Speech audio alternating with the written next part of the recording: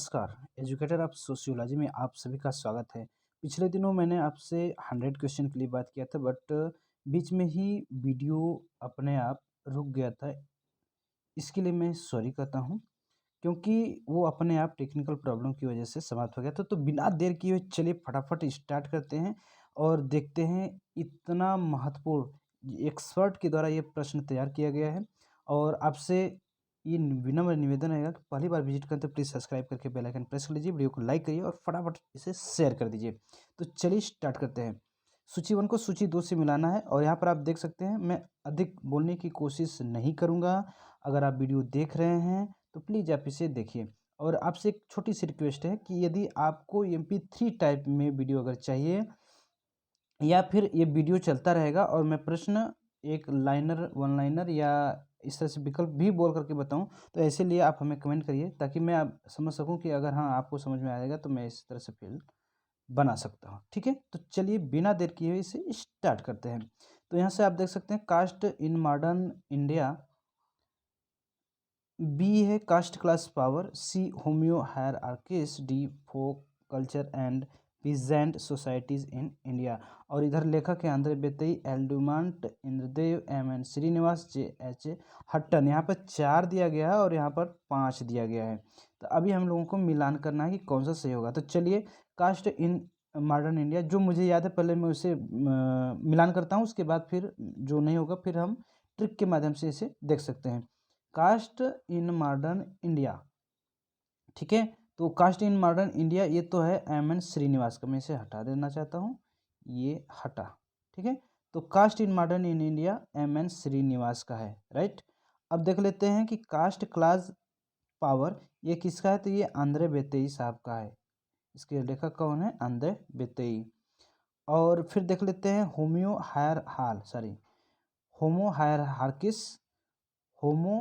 हायरार्किस ये किसका है, तो ये है हमारे एल ड्यूमांट साहब। ठीक है। डी है folk culture and peasant society in India, ये किसका है, तो ये है हमारे इंद्रदेव, राइट। तो इस तरह से ये हमारा सही हो जाता है। कभी कभी ये एक्स्ट्रा दे देता है कि बच्चे इसी में उलझे रहें, समय बर्बाद करें, तो आपको इस तरह से बर्बाद नहीं होना है, अपना समय बर्बाद नहीं करना है। तो इसका ये वाला ऑप्शन करेक्ट हो जाता है। ये जो आप प्रश्न देख रहे हैं एक्सपर्ट के द्वारा तैयार समझ लीजिए किया गया है। ठीक है, आगे देखते हैं। लुइस विर्थ, इधर लेखक दिया गया और इसकी संकल्पनाएं कौन किया गया है, किसके द्वारा, तो लुइस विर्थ है, एंटन मेयो है, रॉबर्ट रेडफील्ड है और फ्रेडरिक टेलर है। और इधर लोक नगरीय नैर्यतन है, वैज्ञानिक प्रबंधन है, शहरीकरण जीवन का एक तरीका है और मानव संबंध यानी ह्यूमन रिलेशन है। तो कौन सा लेखक और उनकी संकल्पनाएं क्या है उसे हम लोग यहाँ पर देख पाएंगे। तो यहाँ पर हम लोग देख रहे हैं कि जो सबसे बेस्ट है, ठीक है, तो कौन सा राइटर सही होगा। तो यहाँ पर हम लोग देख सकते हैं कि लुइस विर्थ इन्होंने शहरीकरण के लिए एक जीवन का एक तरीका मतलब ये संकल्पनाएं की थी। एल्टन मेयो ने मानव संबंध यानी ह्यूमन रिलेशन के लिए एक संकल्पनाएं बनाई थी। रॉबर्ट रेडफील्ड ने लोक नगरीय नैर्यतन्य ये मतलब इस तरह से इन्होंने संकल्पनाएं की थी। फेडरिक टेलर ने इन्होंने क्या किया था, तो फेडरिक टेलर ने वैज्ञानिक प्रबंधन साइंटिफिक मैनेजमेंट यानी इन्होंने साइंटिफिक मैनेजमेंट इन्होंने किया था। तो इस तरह से हमारा बी वाला ऑप्शन करेक्ट हो जाता है, राइट। नेक्स्ट क्वेश्चन देखते हैं। जून 2007 की क्वेश्चन है।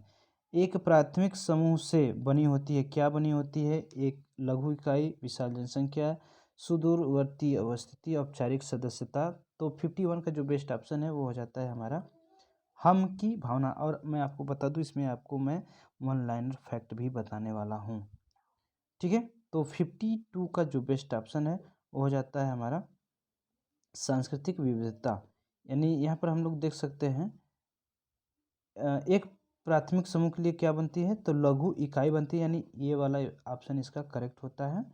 और निम्नलिखित में कौन समुदाय का एक तत्व नहीं है, ये बहुत ही मोस्ट इम्पॉर्टेंट है। तो ये हो जाता है अधिक्षेत्र, हम की भावना, सांस्कृतिक विविधता और आत्मनिर्भरता।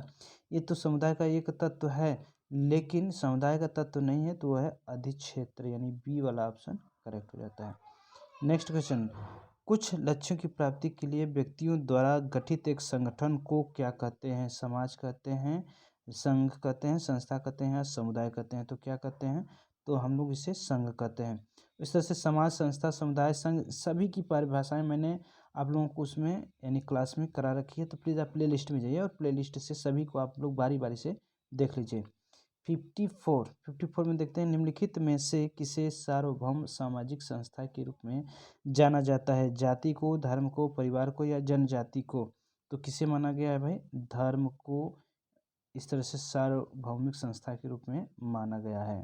ठीक है, अगर मैं वन लाइनर की बात करूं तो आपको मैं बता दूं कि मर्टन ने संस्था को दो भागों में बांटा है। पहला तो है प्रकट, दूसरा अप्रकट या अगोचर। इस तरह से इसे दो भागों में बांटा गया है। राइट, अब देख लेते हैं वन लाइनर में ही मैं आप लोगों को कुछ परिभाषाएं बता देता हूं जो बहुत ही इंपॉर्टेंट है। राल्फ लिंटन की जो परिभाषा है संस्कृति की, बहुत ही इंपॉर्टेंट है। व्यक्ति संस्कृति की प्रतिच्छाया, चाहे तो आप इसे नोट डाउन भी कर सकते हैं। ठीक है, राल्फ लिंटन ने संस्कृति की जो परिभाषा दी है कि व्यक्ति संस्कृति की प्रतिच्छाया है। ठीक, वही बोगार्डस की अगर मैं बात करूं तो बोगार्डस ने क्या कहा था कि बोगार्डस ने कहा था कि संस्कृति किसी समूह के कार्य करने और विचार करने की समस्त रीतियां हैं, वही संस्कृति है। बोगार्डस ने कहा था कि संस्कृति किसी समूह के कार्य करने और विचार करने की समस्त रीतियां हैं। राइट, अगर बात करें बहुत ही इम्पोर्टेंट मैनोवस्की की परिभाषा संस्कृति की, तो उन्होंने क्या कहा था? उन्होंने कहा था कि संस्कृति मानव का कृत्य है तथा एक साधन है जिसके द्वारा वह अपने लक्ष्यों की प्राप्ति करता है। ये मैनोवस्की ने कहा था। अगर बात करते हैं मैकाइवर और पेज की, तो उन्होंने कहा था कि संस्कृति हमारे दैनिक व्यवहार में कला, साहित्य, मनोरंजन और आनंद में पाए जाने वाले रहन सहन एवं विचार के तरीकों में हमारी प्रकृति की अभिवृत्ति है। ये क्या है? मैकाइवर और पेज ने इसे कहा था। ठीक है, तो अभी बात कर लेते हैं कुछ और वन लाइनर की संस्था की परिभाषा में। जैसे कि मैंने जो प्रैक्टिस टेस्ट में आप लोगों को संस्कृति, संस्था, समाज वगैरह वगैरह हो जाता है, इन सभी की बात मैं सबसे पहले आप लोगों को बता देता हूँ मैकाइवर एवं पेज की परिभाषा जो बहुत ही इंपॉर्टेंट है। संस्था की परिभाषा में मैकाइवर एवं पेज ने क्या कहा है या क्या कहते हैं, तो आइए देखते हैं। समूह यानी जो क्रिया है, इसकी विशेषता बताने वाली कार्य प्रणाली के स्थापित स्वरूप को संस्था कहते हैं। सामूहिक क्रिया की विशेषता बताने वाले कार्य प्रणाली के स्थापित स्वरूप को संस्था कहते हैं। ठीक है, मैकाइवर और पेज ने ही कहा था कि हम समितियों के सदस्य होते हैं, ना कि संस्था के सदस्य होते हैं। राइट, बात कर लेते हैं समनर की, तो संस्थाएं संस्कृति की वाहक होती हैं। ये संस्था की परिभाषा दिया है समनर ने। संस्थाएं संस्कृति की वाहक होती हैं, यानी चलाने वाली होती है। जिस तरह से हमारे बॉडी को, जैसे बच्चा कोई पैदा होता है तो कहते हैं ना कि ये बच्चे का नाक अब उसकी मम्मी पर गया है, कान उसके पापा पर, इसके होंठ इसकी मम्मी पे गया। तो इस तरह से ये जीन जो होता है, जीन, ये उनका काम होता है कि एक पीढ़ी से दूसरी पीढ़ी में इसे पहुंचाना। ठीक उसी प्रकार से समनर ने कहा कि संस्थाएं संस्कृति की वाहक होती हैं। बात कर लेते हैं अकबर एवं नीम काप की। उन्होंने कहा कि कुछ आधारभूत मानवीय आवश्यकताओं की संतुष्टि हेतु संगठित एवं स्थापित प्रणालियां ही संस्थाएं हैं। तो इस तरह से अकबर और निमकाप ने कुछ मूलभूत बातें कही है। बात कर लेते हैं अब कुछ प्रश्नों की जो आपके लिए बहुत इंपॉर्टेंट हैं। क्वेश्चन नंबर 55 वन लाइनर जो फैक्ट है, मैं आगे आप लोगों को और तैयार करके भी बता सकता हूं। तो आज ये कैसा वन लाइनर लगा, इसे भी आप हमें कमेंट करिएगा ताकि मैं आपको आगे इसे कंटिन्यू कर सकूं। ठीक है, तो चलिए 55 में क्या है कि निम्न वर्ग संस्कृति का एक उपकरण है। तो वह उपकरण क्या है, तो आप इसे हमें कमेंट करके बताएंगे। अगर आप लोगों ने जो भी मैंने क्लास ले रखा है उसमें से अगर आप लोगों ने देखा होगा तो आप इसे ज़रूर बता देंगे कि निम्न वर्ग संस्कृति का एक उपकरण है। क्या है? प्रति संस्कृति, परिसंस्कृति, उपसंस्कृति और प्रभुत्व संस्कृति। तो इसका आंसर आप हमें कमेंट करके बताइएगा। और मैं आप लोगों को बता दूं कि ये जो मूल्य की परिभाषा है, सामाजिक मूल्य की परिभाषा मैकाइवर एवं पेज के द्वारा बहुत ही इम्पोर्टेंट है। ये कई बार एग्जाम में आ चुका है। तो बिना मूल्यों के समाज को नहीं समझा जा सकता है। ये मैकाइवर एवं पेज ने कहा था, सामाजिक मूल्य की परिभाषा देते हुए उन्होंने कहा कि बिना मूल्यों के समाज को नहीं समझा जा सकता है। वही बात कर लेते हैं मुखर्जी साहब की, तो समाज मूल्यों का एक संगठन व संकलन है।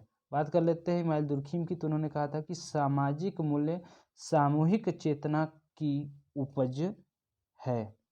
ठीक है, तो इस तरह से आप हमें कमेंट करके बताइएगा कि आज का सेशन आपको कैसा लगा, और फिर मैं आगे कंटिन्यू आप लोगों को वन लाइनर करूँगा और बेहतरीन, और जो जेआरएफ जिन्होंने निकाला है जिस फेयर से, उस फेयर को भी मैं आप लोगों को दिखाने वाला हूँ।